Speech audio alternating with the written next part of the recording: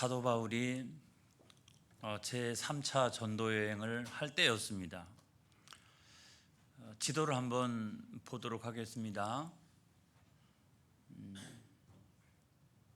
여러분은 잘 보이고 저는 잘 안 보이고 이런데 이 3차 전도 여행 이렇게 보면 그 안디옥에서 출발해 가지고 그 소아시아의 그 남부 지역을 이렇게 순회하다가 에게 근처에 있는 매우 중요한 도시를 방문하게 되죠.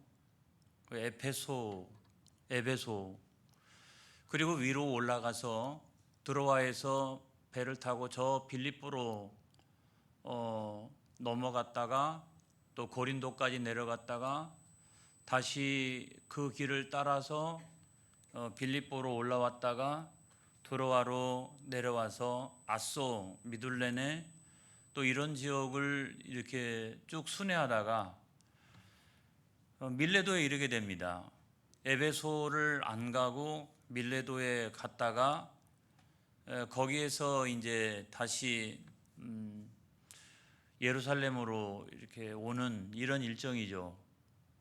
여러분들은 잘 보이시죠? 화면이 큰데도 잘 안 보이네요.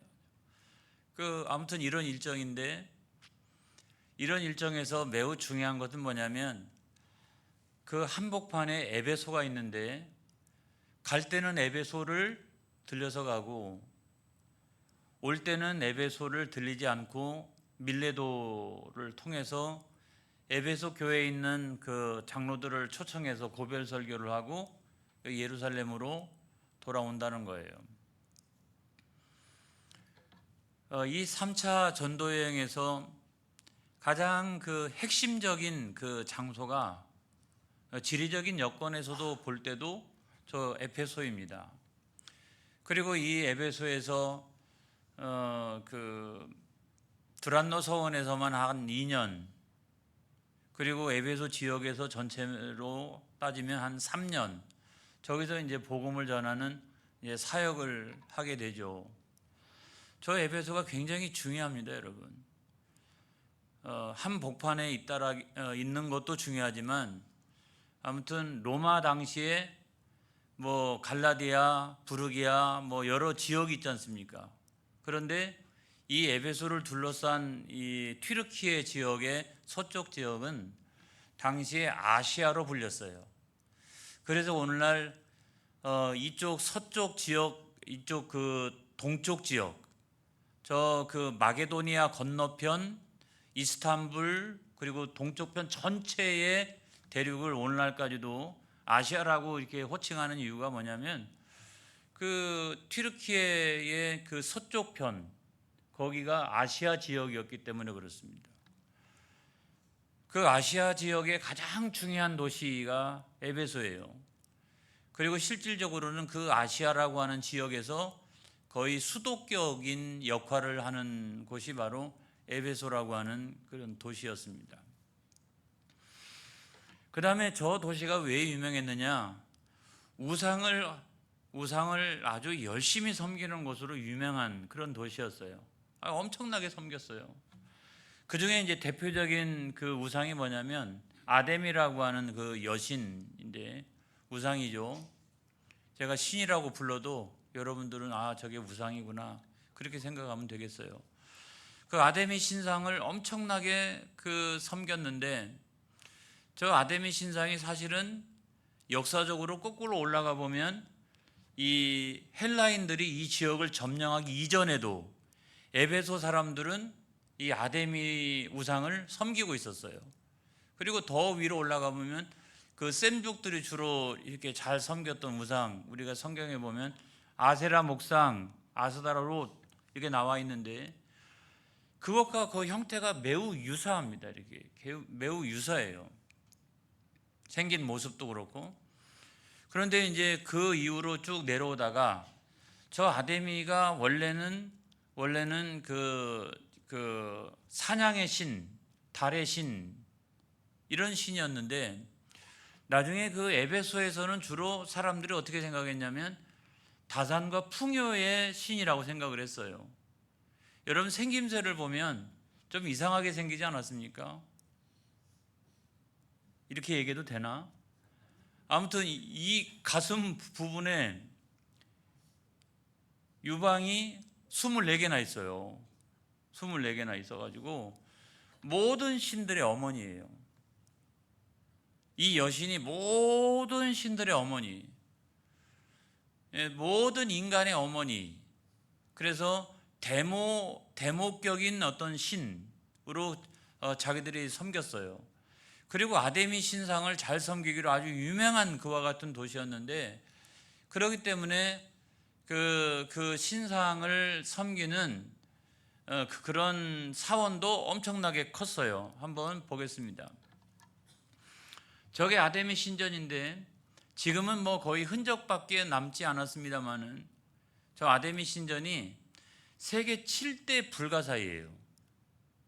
기둥이 무려 저 안에 바깥에 있는 것뿐만 아니라 내부에 있는 것까지 합쳐가지고 100개로 되어져 있는, 기둥만 100개예요. 엄청나게 어마어마한, 저걸 그때 당시 어떻게 지었을까? 세계 7대 불가사의 가운데 하나가 될 정도로. 여기에서 이제 그 아데미 그 신상을 만들어 가지고 이 팔아서 먹고 살아가는 데메드리오 같은 사람들이 한 사람만 있었던 게 아니었어요. 이 사람은 어떻게 보면 그와 같은 그 아데미 신상을 만드는 한 조합의 조합장 정도 되는 사람이에요. 그러니까 그런 조합들이 굉장히 많이 있을 만큼 우상 섬기는 데 있어서는, 아데미를 섬기는 데 있어서는 아주 절정에 이른 도시, 그런 절정에 이른 도시가 바로 에베소였던 거죠. 근데 거기에 한 사람이 나타났어요. 사도 바울이라고 하는 한 사람이 나타났어요. 근데 그 한 사람에 의해서 엄청난 변화를 겪게 됩니다. 여러분 성경에 보면 그 사도행전 19장 26절의 말씀에 보니까, 자, 시작. 이 바울이 에베소뿐 아니라 거의 전 아시아를 통하여 수많은 사람들을 권유하여 말하되 사람의 손으로 만든 것들은 신이 아니라 하니 이는 그대들도 보고 들은 것이라 그랬어요. 아시아는 아시아 대륙을 말하는 것은 아닙니다, 여러분. 그때 당시 아시아라고 하는 지역을 말하는 거예요. 그 지역 안에 사도 바울이 다니면서 뭐라고 설교를 했냐면, 사람의 손으로 만든 건 절대로 신이 아니다, 그렇게 여기저기 다니면서 가르쳤는데, 그 영향이 얼마나 엄청났던지 사도행전 19장 27절에 있는 말씀에 보면, 시작. 우리의 이 영업이 천하해질 위험이 있을 뿐 아니라 큰 여신 아데미의 신전도 무시당하게 되고 온 아시아와 천하가 위하는 그의 위엄도 떨어질까 하노라 하더라 그랬어요. 사도 바울 한 사람의 등장, 그가 복음을 전하면서 사람이 만든 신은 절대로 신이 아니야, 그렇게 가르쳤더니 이 아데미 신상을 만드는 이 사람들 영업에 큰 차질을 가져왔다는 거예요. 먹고 사는데 큰 지장을 가져올 정도였다는 거죠. 엄청나지 않습니까? 뿐만 아니라 아데미 신상의 위엄, 아데미 우상의 위엄도 땅에 떨어질 정도로 엄청났다는 거예요. 할렐루야. 여러분 대단하지 않아요? 그렇죠? 우상 섬기는 게 절정에 이른 도시예요. 더 이상 우상은 이렇게 잘 섬길 수가 없어요. 엄청나게 잘 섬기는 그런 도시인데, 거기에서 하나님의 영광을 최고로 높였던, 그게 바로 에베소에서의 사도 바울의 사역이었다는 거죠. 여러분이 생각해도 엄청나죠. 여러분 어떻게 이와 같이 그 하루아침에 그런 변화가 일어날 수 있었을까요? 그들의 세계관이 달라지고 그들의 인생관이 달라지고 그들의 신앙관이 어떻게 이렇게 급변하게 달라질 수 있을까요, 여러분? 여러분 그 이유가 어떤 것입니까? 근데 오늘 성경 말씀의 본문의 바로 이전에 보면 그 해답이 거기 있더라고요. 성경 안에는 다 해답이 있어요. 사도행전 19장 20절에 있는 말씀에 보니까, 시작. 이와 같이 주의 말씀이 힘이 있어 흥왕하여 세력을 얻으니라. 여러분 사도 바울 한 사람이 그 끼치는 영향력이 아니라 사도 바울이 전했던 주의 말씀이 힘이 있고 흥왕하여 세력을 얻으니라. 할렐루야. 그 주의 말씀이라고 하는 건 복음이잖아요. 여러분, 복음은 힘이 있다는 사실을 믿으시기 바랍니다. 복음은 흥왕한다는 사실을 믿으시기 바랍니다. 그리고 복음은 반드시 세력을 얻게 되어져 있다. 이 사실을 여러분 믿으시기를 주의 이름으로 축복합니다. 그래서 우리가 나가서 복음을 전할 때도 이제 우리가 나가서 복음 전도를 잘하지 못하니까 우리는 그냥 전도 용품 나눠지고 그냥 얼른 오고 말이죠. 그렇게 하는데 사실은 여러분 거기다 우리가 복음을 전해야 되는 거예요. 그와 같이 그 에베소 지역이 변화를 받을 수 있었던 가장 큰 요인은 어떤 거냐면 다른 게 없잖아요. 주의 말씀이었잖아요. 복음이었잖아요. 그런데 우리는 그 복음을 잘 전하기가 어렵거든요. 그런데 복음이라고 하는 것은 어려운 것이 결코 아닙니다. 그래서 우리가 복음을 어떻게 전해요? 당신의 죄를 위하여 예수님께서 대신 십자가에서 죽으셨고 당신의 구주가 되셨고 예수님은 당신을 위하여 자기의 모든 것을 바치신 분이라. 그러므로 그 예수 그리스도를 믿으라. 할렐루야. 이게 복음 아니겠어요? 이게 복음이잖아요. 그거를 다 그렇게 전하기가 어렵다라고 하면 어떻게 전하면 돼요? 예수 그리스도를 믿으라. 그래서 우리가 이렇게 전도용품을 주면서도 그냥 주고 마는 게 아니라 당신 예수 믿어야 돼. 당신 예수 믿어야 살아. 당신 예수 믿어야 구원받아. 당신 예수 믿어야 영생 얻어. 당신 예수 믿어야 천국 가. 이 말을 한마디로 예수 그리스도를 믿으라. 그러면 되잖아요. 앞에 거를 장황하게 우리가 설명하지 않더라도 예수 그리스도를 믿으라. 그러면서 전도용품을 나눠주면 되는 거 아니겠어요? 그래서 우리가 믿어야 될 사실은 이런 거예요. 우리가 전하는 단순한 복음이라 할지라도 여러분 복음은 힘이 있다는 거예요. 할렐루야. 복음은 반드시 흥왕하도록 되어져 있다는 거예요. 그리고 그것은 시간이 지나면 지날수록 세력을 얻느니라. 이 사실을 여러분 믿으시길 바라요. 이때 당시 사도 바울이 이제 에베소에 활동하던 시기가 AD 한 52년에서 55년 정도 될 거예요. 제가 그렇게 한 3년 터울로 이렇게 말씀을 드린 이유가 뭐냐면 에베소에서 사역했던 기간이 한 3년 돼요.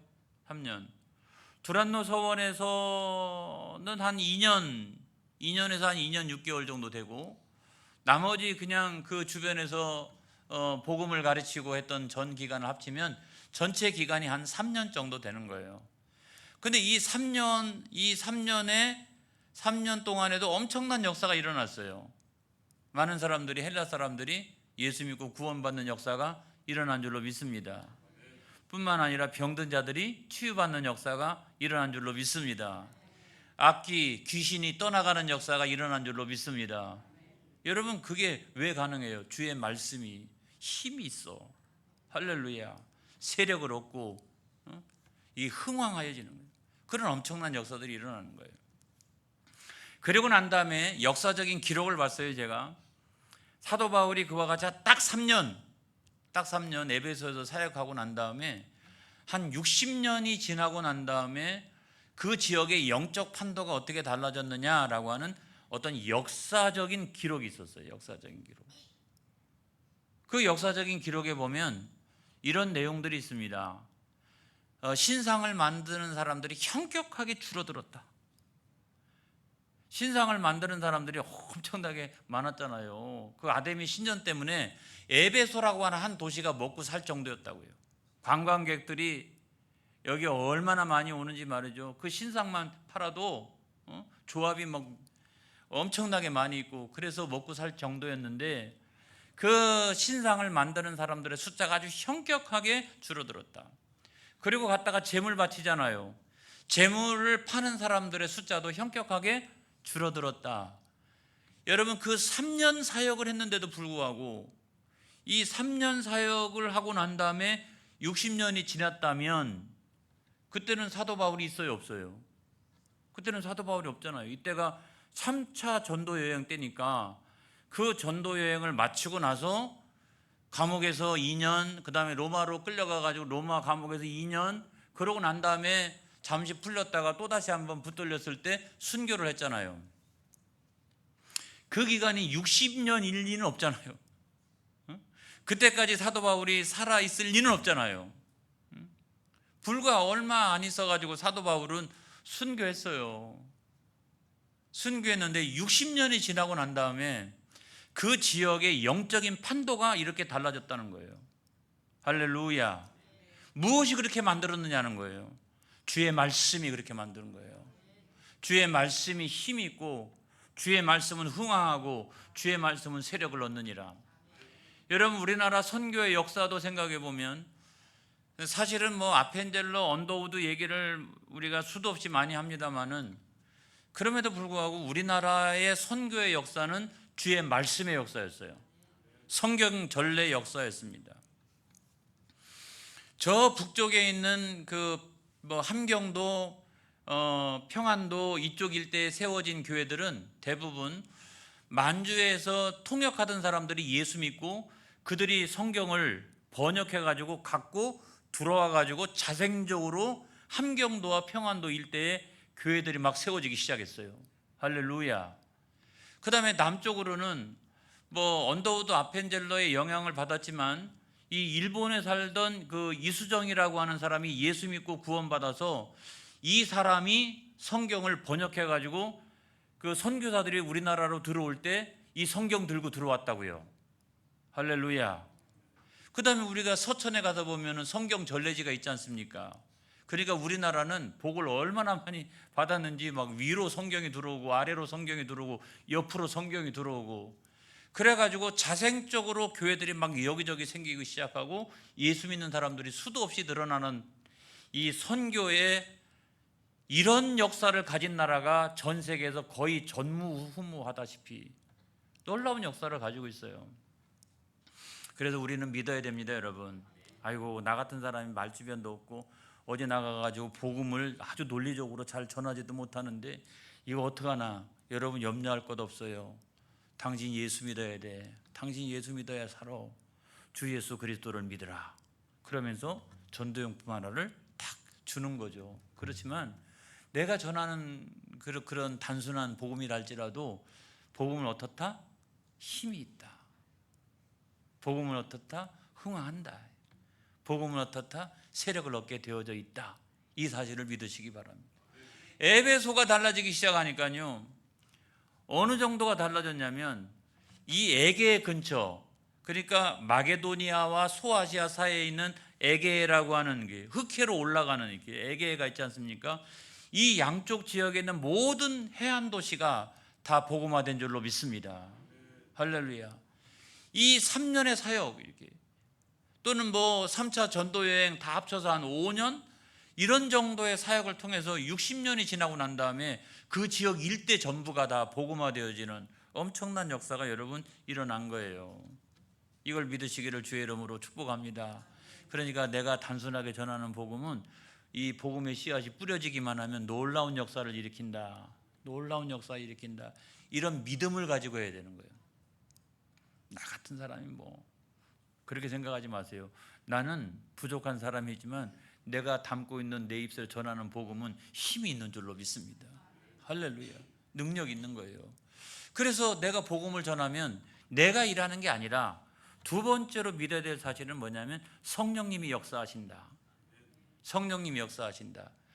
그냥 사도 바울이 가가지고 에베소에서 두란노에서 막 복음을 가르치고 전하니까 모든 것이 여러분 다 형통한 것은 아니었어요. 그냥 탄탄대로고 막 그냥 교회가 갑자기 막 부흥하기 시작하고 놀라운 일들이 막 일어나고 말이죠. 이런 것은 아니었어요. 거기서 고생도 엄청나게 많이 했어요. 여러분, 성경에 있어요. 고린도전서 15장 32절에 있는 말씀에 보면, 다 같이 시작. 내가 사람의 방법으로 에베소에서 맹수와 더불어 싸웠다면 내게 무슨 유익이 있으리요? 죽은 자가 다시 살아나지 못한다면 내일 죽을 터이니 먹고 마시자 하리라 그랬어요. 자, 여기서 사도 바울은 나는 사람의 방법으로 맹수처럼 싸우지 않았다는 거예요. 그만큼 나는 엄청난 고난을 당했다는 거예요. 그 엄청난 고난을 당했는데도 그 엄청난 고난을 자기가 다 이렇게 담당할 수 있었던 것은 뭐냐면 다른 것이 아니라는 거예요. 나는 부활의 복음을 믿는다. 내가 여기서 죽는다 할지라도 죽은 자가 다시 살아나지 못한다면 내일 죽을 터이니 먹고 마시자. 나라도 아마 그렇게 살았을 거다. 그러나 나는 부활의 복음을 믿는다. 그러니까 내가 엄청난 고난을 당하다가 여기서 순교한다 할지라도 나는 부활한다. 할렐루야. 그런 믿음을 가지고 있었다는 거예요. 그 다음에 고린도후서 11장 23절에 있는 말씀에 보면 시작. 그들이 그리스도의 일꾼이냐 정신없는 말을 하거니와 나는 더욱 그러하도다. 내가 수고를 넘치도록 하고 옥에 갇히기도 더 많이 하고 매도 수없이 맞고 여러 번 죽을 뻔하였으니. 여러분, 이 성경의 말씀은 사도 바울이 복음 전하다가 얼마나 많이 고난을 당했는지 그거를 쭉 설명하는 이 서두격인 말씀이잖아요. 근데 이 말씀을 어디에서 썼을까라고 생각을 해보면 여러분 한번 찾아보세요. 고린도전서는 에베소에 썼어요. 에베소에서. 그리고 AD 한 55년경에 썼어요. 그리고 고린도후서는 마게도냐에서 썼어요. 마게도냐에 썼는데 그것도 거의 시기가 비슷해요. 그러니까 AD 55년경에서 56년경이에요. 그러면 이 시기가 거의 사도 바울이 AD 52년에서 55년 그 사이에 에베소에 있었거든요. 그러니까 나는 매일같이 에베소에만 있는 것도 아니에요. 그러니까 왔다 갔다를 한 거죠. 이렇게 왔다 갔다를 했는데 그걸 다 성경 안에 기록할 수는 없지만 그럼에도 불구하고 그 시기가 거의 비슷하다고요. 그렇다면 여기서 거의 에베소에 있었을 때에 이 고린도 전후서를 기록했다라고 하면 여기서 매를 맞는다든지 죽을 뻔하였다라든지 감옥에 수도 없이 갇혔다라든지 이런 것들은 거의 에베소에서 있었을 때 사도 바울이 겪었을 가능성이 크다. 그러니까 여기서 모든 것이 순탄한 것은 아니었어요. 그러니까 희비가 교차하는 거죠. 희비가 교차하는 거예요. 신은 뭡니까? 이야, 우상 섬기는 거 1등 도시 아닙니까? 여기가 막 절정에 이른 사람이에요. 우상 섬기는 거는 아주 시쳇말로 얘기하면 아주 끝내주는 사람들이잖아요. 근데 여기서 하나님이 최고의 영광을 받으셨다는 거 아니에요. 할렐루야. 얼마나 감사합니까? 비는 뭡니까? 그럼에도 불구하고 수도 없이 죽을 고비를 넘기고 감옥에 갇히기도 하고 매를 맡기기도 하고, 그래서 에베소에서의 감옥 생활 이런 것들은 성경 안에 자세히 나타나 있지 않지만 그럼에도 불구하고 다른 성경을 통해서 우리가 살펴보게 되면 그 기간 동안에 그런 어려움을 그가 많이 당했을 가능성이 크다는 거예요. 그런데도 불구하고 이 모든 사역을 이끌어 가신 분은 성령 하나님이신 줄로 믿습니다. 할렐루야. 그래서 마침내 에베소 교회가 탄생한 줄로 믿습니다. 그리고 성령 하나님은 그 에베소 교회에 임재하신 줄로 믿습니다. 할렐루야. 그래가지고 사도행전 20장 28절에 있는 말씀에 보면 시작. 여러분은 자기를 위하여 또는 온 양떼를 위하여 삼가라. 성령이 그들 가운데 여러분을 감독자로 삼고 하나님이 자기 피로 사신 교회를 보살피게 하셨느니라. 그래서 이 에베소 교회 안에 누가 임재하셨어요? 성령님이 임재하셔서 저와 여러분을, 그때 당시 모든 사람들을, 또 거기에 지도자들을 감독자로 삼고 하나님이 자기 피로 사신 교회를 보살피도록 하셨느니라. 할렐루야. 그래서 우리는 언제나 온 양떼들 위하여 삼가하라.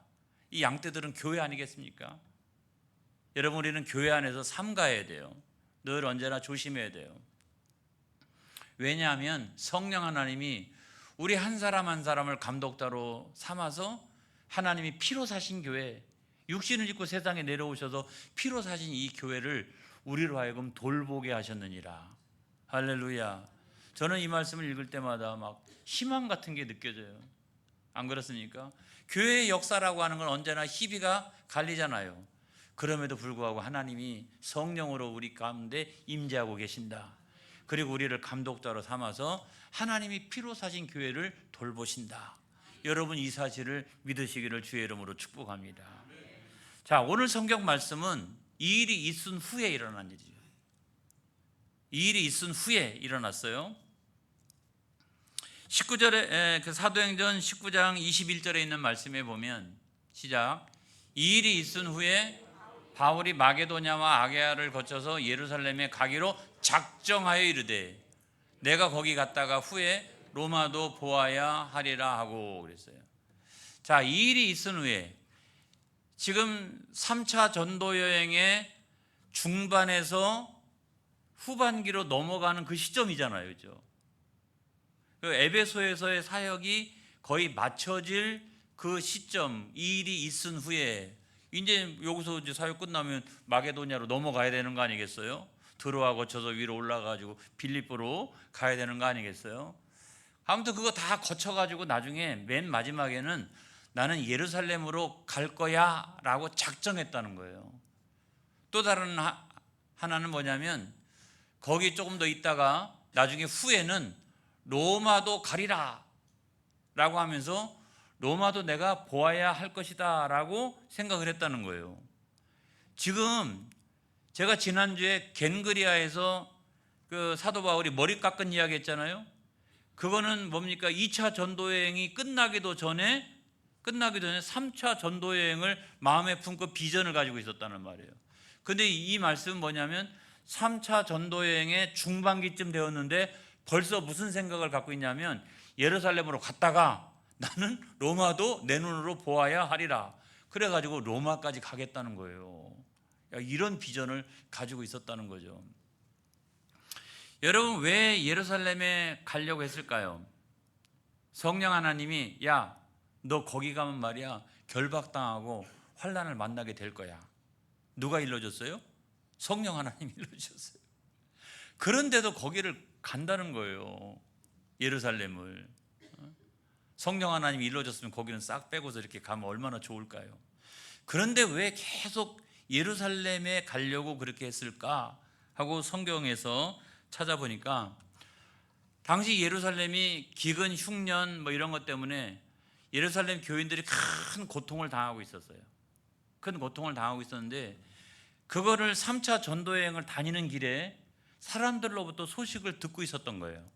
아, 예루살렘 교회에 교인들이 큰 어려움을 당하고 있구나 라고 소식을 듣고 있었어요. 그래서 그 다음부터는 어떻게 했냐면 이제 자기가 순회하는 모든 교회들마다 특별 헌금을 모았어요. 이렇게 여기 가서도 이야기하고 또 특별 헌금 모으고 또 다른 데 가가지고 또 특별 헌금 모으고 계속 특별 헌금을 모아서 그 특별 헌금을 가지고 있었어요. 이 특별 헌금을 볼 때마다 누가 생각이 나요? 고통당하고 있을 내 형제 예루살렘 교회의 교인들이 생각이 난 거예요. 우리가 여러분 우리가 여기저기 선교 후원하고 있는 교회들도 많이 있습니다만은 동일한 마음 아니겠어요? 동일한 마음. 그들이 당하고 있을 고통과 어려움을 생각하니까 그래서 헌금을 모아놨는데 내가 이 헌금을 전달하려고 하는데 성령 하나님이 야, 너 거기 가면 말이야 너 결박당하고 너 환난을 만나게 될 거야. 이런 말씀을 들었지만 그럼에도 불구하고 자기 형제들을 위해서 돌아가는 거예요. 그 예루살렘을 향해서. 로마서 15장 25절로 26절에 있는 말씀을 보겠습니다. 시작. 그러나 이제는 내가 성도를 섬기는 일로 예루살렘에 가노니 이는 마게도냐와 아가야 사람들이 예루살렘 성도 중 가난한 자들을 위하여 기쁘게 얼마를 연보하였습니다. 특별 헌금했다는 말이에요. 그러니까 이 특별 헌금을 전하기 위해서 가는 거예요. 근데 이제 우리가 그 인지상정이라고 인간적으로 생각해 보면 유대인들 사도 바울의 입장에서 생각해 보면 자기도 유대인이지만 자기는 헬라 출신이거든요. 그러니까 유대인이긴 유대인인데 문화적으로 보면 자기는 고향이 다소잖아요. 그래서 헬라 지역이잖아요. 근데 유대인들 생각해 보면 이쁜 구석이 하나도 없어요. 사실은. 왜냐하면 1차, 2차, 3차 전도여행 다닐 때마다 끝까지 복음을 거부하고 그 다음에 소동을 일으키고 심지어는 돌로 던져가지고 거반 죽을 뻔했던 그런 경험도 했잖아요.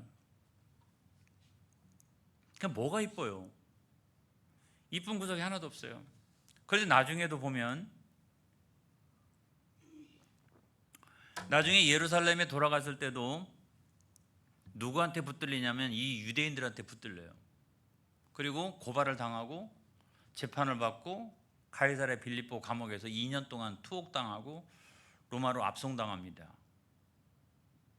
결과적으로는 거기에는 하나님의 섭리가 있었지만 아무튼 이 유대인들 생각하면 아주 치가 떨리는 거지. 치가 떨려. 내가 그냥 혈통적으로 유대인인 거 외에는 나는 원래 헬라 쪽이야. 나는 아주 그냥 선을 긋고 싶어요. 여기다가 이렇게 선을 긋고 싶어. 얼마나 힘들었는지. 나중에 이 일부 유대인들 때문에 가위 눌릴 정도였어요. 이 복음을 안 받아들이는 이 자기 동족 이 유대인들 때문에. 그럼에도 불구하고 여러분 왜 돌아갔느냐? 왜 돌아갔느냐? 자기 형제인 예루살렘 교회의 교인들이 배고프고 어려움을 당하고 있기 때문에 돌아간 거예요. 그래서 저는 여기서 선교사들의 마음이 느껴져요. 이게 선교사들, 전도자들의 마음이 느껴지고요. 예수님의 마음도 느껴지고요. 오늘날 우리가 목회한다라고 하는 건 뭐냐 하는 이런 생각도 들기도 하고요. 자, 그 다음에는 이제 로마를 3차 전도 여행의 한복판에서 로마를 바라보고 있어요. 이게 비전인 거죠. 이렇게. 야, 그때 벌써부터 로마를 바라보고 있어요. 왜 로마를 바라봤을까요? 로마가 제국의 수도니까 야, 나 죽기 전에 가서 한번 제국 수도는 한번 가봐야지. 이런 게 아니잖아요. 거기가 황제 만나가지고 그 황제 만나서 복음을 전해서 황제가 복음을 받아들이면 로마 제국 전체가 복음화되어질 수 있으니까. 지금까지 3차에 걸친 전도 여행을 통해서 복음은 어디까지 갔냐면 지중해 동쪽, 그 다음에 소아시아 전부 에게의 근처, 이 에게 양쪽 일대의 해안 도시는 전부 다 복음화된 줄로 믿습니다. 그런데 당시의 세계라고 하는 건 지중해잖아요. 그런데 지중해 전체가 복음화된 건 아니에요. 근데 로마 황제가 만약에 복음을 받아들이면 지중해 전체가, 세계 전체가 복음화되어지는 역사가 일어나는 거죠. 그러니까 이런 거 똑같은 거예요. 겨우 지역 복음화 지금 힘쓰고 있는데 비전은 민족 복음화에 가 있고 비전은 세계 복음화에 가 있는 거죠. 야, 그래서 이 사도 바울의 눈이 참 대단하다 이런 생각이 듭니다, 여러분. 자, 사도행전 27장 24절에 있는 말씀 한번 보겠습니다. 시작. 바울아, 두려워하지 말라. 내가 가이사 앞에 서야 하겠고 또 하나님께서 너와 함께 항해하는 자를 다 내게 주셨다 하였으니. 로마로 압송될 때 폭풍우를 만났습니다. 그때 여호와의 사자가 나타나가지고 들려준 말씀이잖아요. 야, 너 두려워하지 말아라. 너는 가이사 앞에, 황제 앞에 너는 서야 될 거야. 그리고 그 황제에게 너는 복음을 전해야 될 거야. 그리고 걱정하지 마라. 이 항해 가는 모든 길에 내가 너를 지켜주리라. 이런 말씀이잖아요. 할렐루야. 그래서 여러분 그냥 사도 바울이 로마를 가는 이유가 다른 것이 아니었다. 오직 황제 만나서 황제에게 복음을 전하는 이 일 때문에 지금 로마를 향해서 가고 있다라고 하는 사실을 믿으시기 바랍니다. 근데 어떻게 보면 사도 바울은 거기까지만 또 바라본 것도 아니에요. 땅끝도 바라보고 있었잖아요. 당시에 땅끝이었던 서바나, 스페인, 성경에 나옵니다, 여러분. 로마서 15장 23절 시작. 이제는 이 지방에 일할 곳이 없고 또 여러 해 전부터 언제든지 서바나로 갈 때에 너희에게 가기를 바라고 있었으니. 자, 28절